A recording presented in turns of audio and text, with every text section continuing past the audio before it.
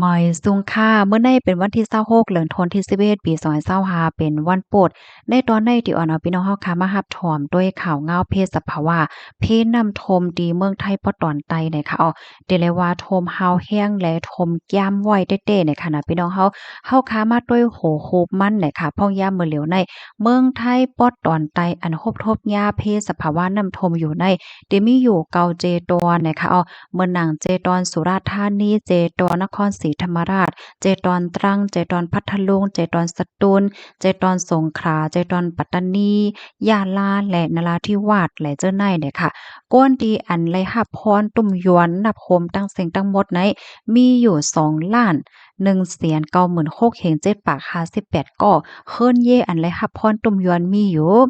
798,000เฮง6ปาก95ก่อก้นลู่เซิงสายใจต่อถึงเมอว่าวันที่25ได้มีกว่า13เกาะว่าหนังในค่ะกำเนิดเดยอดอ่อนเอาพี่น้องเฮาคามาฮับถอมด้วยลองตั้งไล่โหยอยยามันอันไรเกิดขึ้นเป็นกว่าเมื่อวันที่25ในค่ะเฮาคาแต่ด้วยตั้งแต่เมื่อกลางเจ้าต่อพอถึงเมื่อคำว่าในนะคะเมื่อวันที่25เดือนธันวาคมที่11ปี2025ข้าวย่ำกลางในเจ้า7โมงปลาย20มนิดนั่นต่างฝ่ายตับซึกเฮอค่ะก็เลยส่งเฮอหลงจากดีนดาดือเป็ดนะคะถึงตีสงขาเสียก็มีป้าเอ็นแห้งก็ซึกก็หานเขาค่ะเนาะเปิดตาจังจอยเทียมปันก้นหวานก้นเมืองค่ะพอถึงมาข้าวยาม8โมงปลาย32มนิดค่ะห้องการลงฝ่ายฟิงฟ้าราศีในเมืองไทยปอตอนใต้ไหลออกมาเปิ้นผาปันฟังตื้นถึงปันก้นหวานก้นเมืองว่ายังเตจังมีฝนตกแลไฮไลท์สติลองน้ำทมน้ำนองน้ำป่าไหลว่าเจ้าไหนเนี่ยพอถึงมาเข้าย่ามกลางใน9โมงปลาย22มนิดค่ะก้นวานก้นเมืองเขาเนี่ยก็ฮิปแนตเปิ้นเฮาว่าจังหือหาตีลอดเพเอาตัวรอดหังไผมันค่ะก็เพราะว่านำโทมเฮ็ดจังไหนเนี่ยค่ะนะบางก้อเนี่ยก็ข้างคำว่าอยู่ที่ในหอในเฮิรนจางออกเฮ็ดในนั้นค่ะนะเนาะข้าวยาม9โมงปลาย39มนิดค่ะเฮ่อหลงจากดีนาดูเบตค่ะอันในก็จอยเทียมปันเพชรน้ำทมเปิดตาได้จอยเทียมเพชรน้ำทมเมืองไทยปอดตอนไตเฮ็ดจังได๋เหี่ยวก็ตั้งฐานกลางปังหลายค่ะเป็นปืนตีเปิดตาเฮลิคอปเตอร์มากึดปยก็เป็นปืนตีไว้โคของว่าเอาโคของตั้งกินตั้งย่ำจอยเทียมมันก้นวันก้นเมืองให้ไหนค่ะก็เพราะว่าคือเนี่ยมันใหญ่แฮงน่ะค่ะคือบินมากึดก็หลายต่างโคของว่าสว่าเจ้าไนเฮ็ดไหนค่ะกึดว่าอยู่ที่ปังหลายที่หาดใหญ่เนี่ยก็มันที่จะตั้งปังหลายนั่นขนาดเนาะกำแน่ข้าวยาม10โมงปลาย17มนิดค่ะอยู่ดีพ้องลงฝ่ายแกดเคค่ะอาขี่เครื่องบินคึกคักเหี่ยวก็ลงก่อนในปื้นตีดียาเพชรน้ำทมดีหาดใหญ่นั่นปยก็กว่าลาดเทียงเฮียงไฮเตอร์ฮิปเนี่ยจอยเทียมปันก้นวันก้นเมืองเนี่ยค่ะข้าวยาม10โมงปลาย47มนิดค่ะสื่อตรงก้นอ่อนกันปันตั้งหันถึงเกี่ยวลองเพชรน้ำทมลงที่หาดใหญ่ในเฮ็ดในนั้นขนาดเนาะปยก็มีความถามกันว่าผู้ใดไผเอาปนพ่อนจัดการกะลิดลวงคองค้ำในปอกำไนเฮ็ดจังไหนคะพอถึงมาขิงข้าวยาม11โมงปลาย20มนิดค่ะคอมพานีฝ่ายการต่อส่งค่ะกึดลองออกข้าวตั้งกว่าตั้งเมืองไทยปะตอนใต้6เซนตั้งโจข้าวเนี่ยค่ะพอถึงมา11โมงปลาย20มนิดค่ะสื่อตรงก้นอ่อนกันสืบปืนแพลวงก้นวานก้นเมืองตีสงขลาน้อมตีอันเขาอ่อนกันไต่สายไฟสายโฟนเปิดตาไปน้ำทมก็เพราะว่าเปิ้นตีเขาอยู่นั่นน้ำทมสูงขึ้นถึงจัน2ยาวอาหารตั้งกินก็มันใครมีเหยามันแต่หมดเหยาให้ในนั้นน่ะนะพอถึงมาขิงข้าวยาม11โมงปลาย50มนิดค่ะในก็อยู่ที่ผู้ใหญ่ก้นหลง101ธรรมนัสพรหมเผ่านะคะเอาปนพรเปิดตาจัดการป้องกันแกลิดนำโทมเมืองไทยปอตอนไตในปอกกำไนปยกคลิปเนี่ยจอยเทียมปันก้นหวานก้นเมืองติอัญญาเพนำโทมส่งเฮ้อละลายเซียนค่ะเนาะเข้าจอยเข้าเทียมปันก้นเมืองนะคะ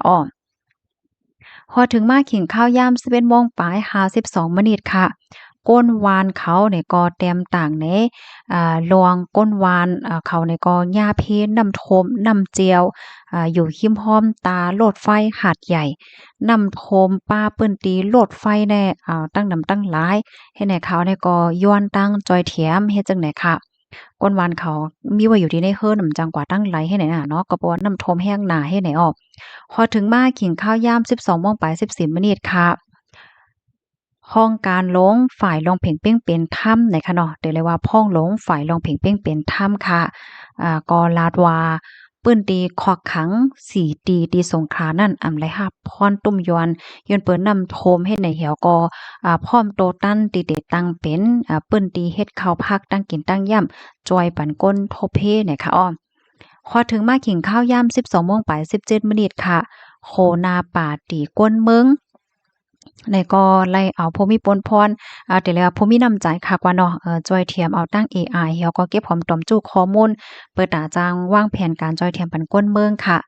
พอถึงมาขิงข้าวยาม12:00นไป41มินินั่นนางสาวตรีนุชเทียนทองห้องหลงฝ่ายแห่งการเนี่ยก็ไล่สั่งให้คองการฝ่ายแห่งการแห่งงานเนี่ยปักตาไปด้วยนำโทมเมืองไทยปอดตอนใต้ในตาเสก24ชั่วโมงนะคะขิงข้าวยามวัยวัน1โมงบ่าย11มินิค่ะพ้องหลงฝ่ายเกียรติเคนะคะเนาะก็เอาเอ็นเฮียงฝ่ายซึกฝ่ายหังเฮ็ดแนวเนาะก็จอยเทียมบันก้นวันก้นเมืองเป็นเตเป็นว่านะคะอ้อวายวัน1โมงไป18มินิค่ะเฮอหลงจากดีนฤเบศออกข้าวตังค่ะนะลูกดีตับนำเนาะแต่เรียกว่าตับซึกนำตีสัตหีบเหี่ยวก็เอาเฮ็ดเป็นปื้นตีกึดเฮลิคอปเตอร์แล้วก็ตีเฮ็ดข้าวเฮ็ดผักโรงยาไหนจังไหนเนาะโรงยาแหละจังไหนเปิดตาจ้อยเทียมปันก้นวันก้นเมืองก็เพราะว่าเฮ้อหลงเนี่ยมันใหญ่หนานี่พี่น้องเฮาค่ะเป็นเฮ้อหลงนั่นน่ะเนาะกำแหนกเข่งข้าวยาม5โมงไป49มินิค่ะ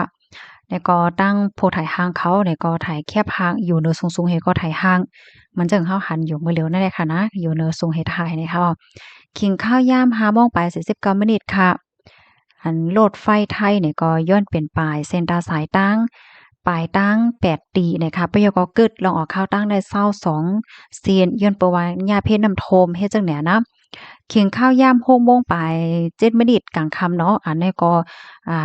มีเคียบหางมาอิงเนินน้ำทมอยู่น่ะในเฮแล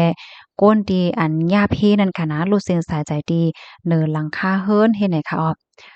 น้ำทมแห้งนั้นไหนแลเจ้าเขาก็ปลายเพ้นดำในก็มีไว้เนินหลังคาเฮิรนนะก้อยกะว่าไปตั้งจอยเทียมเฮิงหนาสิไหลหับตั้งจอยแลก็ไหลเซ็งใจกว่าเฮ็ดจังไหนคะนะยก็ฮอดถึงมา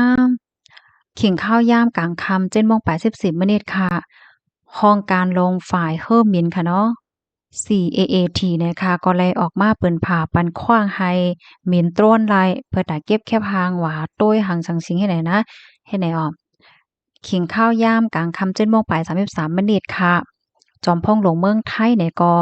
ลงลายมือออกความสั่งให้ตื้อเขียมแห้งจอยแถมบันก้นวันก้นเมืองแน่เนาะเป็นจั้นหมายตี4เฮ็ดไหนค่ะยก็ฮอดถึงมากินข้าวยาม7โมงไป40มินิค่ะห้องการลงฝ่ายกับสืบกับสารตีใจตอนสตูลและปันฟังเตื้นถึงบันก้นวันก้นเมืองในเปิ้นดีเจเวงลากงูใจตอนสตูลว่าหางเฮียนไปปลายละนำในเตจังมาแทงให้แนวพอถึงมาขิงข้าวยาม9โมงค่ะห้องการฝ่ายป้าอยู่ลิไล่ออกมาปากข่าวอันมีข่าวลือว่ามีก้นมีก้นลูกเซ็ง80ก้อให้แหน่เนาะอันนั้นใจลองเต้ให้แหน่ค่ะเนาะยก็ฮอดถึงมากินข้าวยาม9โมงปลาย31มินิตั้งโรงยาหาดใหญ่ก็ย้อนตั้งโคมมือถึงกูก็ว่าอย่าไปแชร์ข้อมูลที่อันตุอันปลอมมันเกี่ยวกับเลยลองว่ามีก้นเป็นโรคเส้นสายใจหิ้มจำปากอันว่านั่นมันติเฮ็ดให้ก้นตกอกตกใจเฮ็ดกุ้ยเฮ็ดไหนเนี่ยค่ะค่ะ อันนี้ก็เป็นเงาลายลองตั้งเปิงเป็นอันเลยเกิดขึ้นเป็นกว่านำโทมเมืองไทยปอตอนไตเมื่อวันที่25เดือนธันวาคมที่11ปี2025ว่าไหนค่ะข้อมูลในคาเลยเป็นมาที่ห้องการข่าวไทยรัฐออกไว้ไหนค่ะถอมข่าวเงายอพี่น้องค่ะหันเถินจึงหือพองค่ะเพศสภาวะในลีโกลีกากได้เนาะอันเลยติมทางเถิมถามว่ามันติเป็นก็ซ้ำเลยเปลี่ยนมาเนี่ยค่ะเนาะก็ย้อนให้พี่น้องเฮาค่ะเขาเจออันฮบทมยาเพนั่นหลอดเพกันโกโก้ใส่กล้ามเนี่ยค่ะเสร็จแล้วพี่น้องเฮาค่ะอันอยู่ไว้ที่ไรตั้งไรเสมว่าอันฮับทอมอยู่ในค่ะเนาะเพราะว่าลองเพศสภาวะในอย่าไปไว้เมามางค่ะเนาะมื้อเหลียวในมันลิโกน่ะมันย่ามน่ะค่ะเนาะพี่น้องเฮาย้อนให้กูก็ลดเพศกันค่ะไม่ส่งค่ะ